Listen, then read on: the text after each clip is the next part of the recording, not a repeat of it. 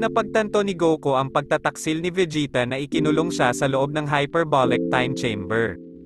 At nagalit si Goku dahil hindi niya maintindihan ang dahilan. Bakit mo ginawa sa akin to Vegeta? Bakit mo ginawa? Hindi ko maintindihan.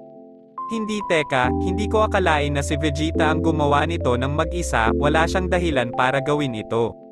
Maraming tao ang mukhang ayaw sa kanya. Ngunit kilala ko si Vegeta, kailangan nilang i-blackmail siya ng isang bagay. Hindi ko alam, pero pagbabayaran nilang lahat ito kapag makaalis ako sa lugar na ito. Anong dahilan nila para gawin ito sa akin? Binigay ko lahat para sa kanila. Ilang beses kong isinakripisyo ang sarili ko para iligtas sila. Palagi akong lumalaban para iligtas sila. Hindi ito makatarungan, binigay ko lahat ngunit sinaksak nila ako patalikod. Wala silang karapatang ipagkanulo ako sa ganitong paraan. Kapag nakaalis ako sa lugar na ito, hihilingin nila na hindi na lang sana nila ako ikinulong. Bago natin ipagpatuloy, maaaring kang mag-subscribe sa channel na ito upang maging updated ka sa mga susunod na bidyong ating ipalalabas. Pagkatapos nito, lumipas ang mga buwan kung saan nagsisimula pa lamang si Goku na makabisado ang Ultra Instinct. Sa oras na ito, ang mga supply ng pagkain ay nagsisimulang maubos at mayroon na lamang sapat na natitira para sa 2 araw. Alam ni Goku na kailangan niyang umalis o mamamatay siya. Kailangan kong gawin ito, ibubuhos ko ang lahat ng lakas ko para makaalis sa lugar na ito. Sa palagay ko sa lahat ng kapangyarihan na mayroon ako, sapat na ito upang buksan ang iba pang mga portal. Na sinabi, mas daragdagan pa ni Goku ang kanyang kapangyarihan simula sa classic na Saiyan hanggang sa maabot ang Blue Face. At sa wakas ay ginagawang mas makapangyarihan ang kanyang pamamaraan.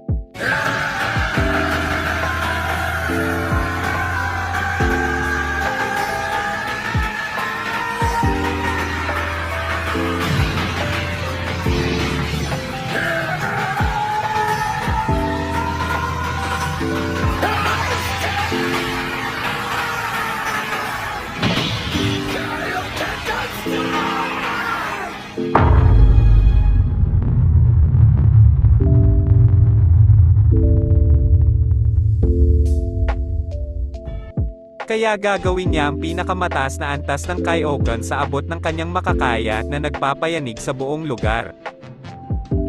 Ang buong lugar ay tila mawawasak ngunit ito ay hindi hihigit sa isang ilusyon. Buo ang lugar at nikatiting na pahiwatig ng portal ay hindi nabuo. Nagulat si Goku at nadismaya at napaisip. Paanong posible na walang nangyari? Sa lahat ng kapangyarihang ginamit ko, ito ay higit pa sa inaakala kong kailangan kong makaalis sa lugar na ito. Pero bakit kahit gamitin ko ang lahat ng kapangyarihan ko ay walang nangyayari? Hindi ko maintindihan, matagal na ang nakalipas, ginawa ni Majin Buu ang parehong bagay at nakaalis sa lintik na lugar na ito. At ang kapangyarihang taglay niya ay mas mababa kaysa sa taglay ko ngayon. Imposibleng walang nangyari. Teka, naalala ko na sinabi niya sa akin na pinagbuti niya ang silid ng oras. Ngunit hindi ko akalain na ito ay napakatibay, kahit nagamit ang banal na kapangyarihan ay hindi ako makagawa ng isang gasgas sa silid na ito.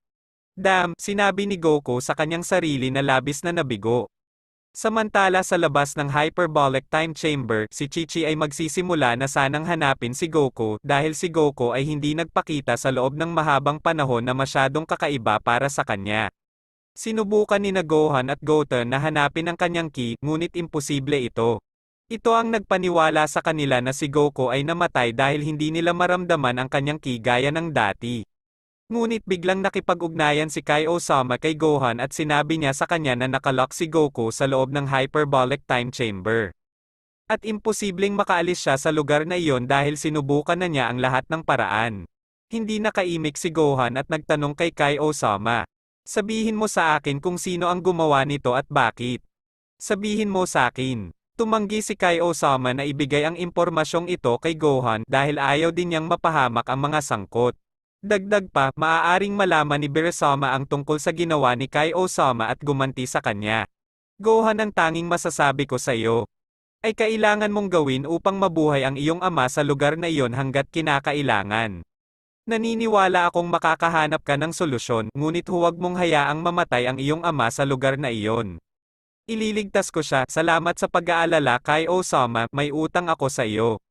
Nang matapos ang pag-uusap nila, sinabi ni Gohan kay Chi-Chi at Goten ang lahat. Pinaalalahanan ni Goten ang kanyang kapatid na si Gohan tungkol sa mga Dragon Ball upang magamit niya ang mga ito upang hilingin na mabuhay ang kanyang ama magpakailanman. Yan ang gagawin natin Goten, balak ko din gawin yun. Hahanapin nila ang mga Dragon Ball, ngunit napagtanto nilang nakolekta na muli ni Bulma ang mga ito. Kaya't tinanong nila si Bulma kung maaari niyang ipahiram sa kanila ang mga Dragon Ball upang humingi ng isang kahilingan. Hindi alam ni Gohan na may kinalaman si Bulma sa lahat ng ito. Tumanggi si Bulma na ipahiram ang mga ito, ngunit nag-ambala si Bulma at kinuha ito ni Goten mula sa kanya. Pumunta sila sa ibang lugar para ipatawag si Shenlong dala ang mga Dragon Ball. Ipinatawag nila si Shenlong at mukhang nagtatanong ito. Sabihin mo sa akin kung ano ang iyong hiling. Nakaisip si Gohan ng isang mas magandang ideya at hiniling kay Shenlong na ipakita si Goku sa lugar na iyon. Ngunit sinabi sa kanya ni Shenlong na ito ay imposible dahil siya ay nasa labas ng kanyang mga limitasyon dahil siya ay karaniwang nasa ibang dimensyon. Kaya pinili ni Gohan ang pangalawang opsyon at sinabi niya sa kanya na gawing immortal si Goku. Tinupad ng dragon ang kanyang hiling at nakamit ni Goku ang pagka-immortal. Sa sandaling iyon, nakaramdam si Goku ng kakaibang pakiramdam sa kanyang katawan. Sa oras na iyon, ilang araw na rin ang lumipas na hindi kumakain si Goku at malaki ang epekto nito sa kanya. Ngunit biglang nawala ang mga problemang iyon dahil naramdaman niya na parang hindi niya kailangan ang alinman sa mga iyon. Hindi maintindihan ni Goku ang nangyayari sa kanya. Pero halata naman, malalaman niya mamaya. Lumipas ang 2 taon kung saan wala pa ring nararamdaman si Goku at naunawaan niya na kahit papaano ay ginawa nila siyang immortal. Lumipas ang 10 taon at pinagkadalubhasaan at naperpekto pa ni Goku ang Ultra Instinct. Sa labas ng silid ay 10 araw na ang lumipas. Sabi ni Vegeta sa kanyang sarili. Dapat ay patay na si Kakarot at ang lugar na iyon ay 1 dekada na ang lumipas. Sa loob ng silid, ang oras ay patuloy na lumilipas tulad ng dati at kaya 100 taon na ang lumipas. Kung saan naabot na ni Goku ang isang bagong pagbabago at may kapangyarihang nakahigit pa sa mga Diyos. Gayon din ang kanyang kapangyarihan ay sapat na upang labanan ang isang anghel. Sa sandaling iyon, napakalaki na ng ambisyon at sama ng loob ni Goku na magagamit niya ang lahat ng kanyang kapangyarihan para umalis sa silid ng oras. Ngunit mas pinili niyang hindi, dahil gusto niya ng higit pang kapangyarihan. Sa oras na ito, iba na ang paraan ng pag-iisip ni Goku bilang siya ay magiging isang mas seryoso at kalkuladong tao.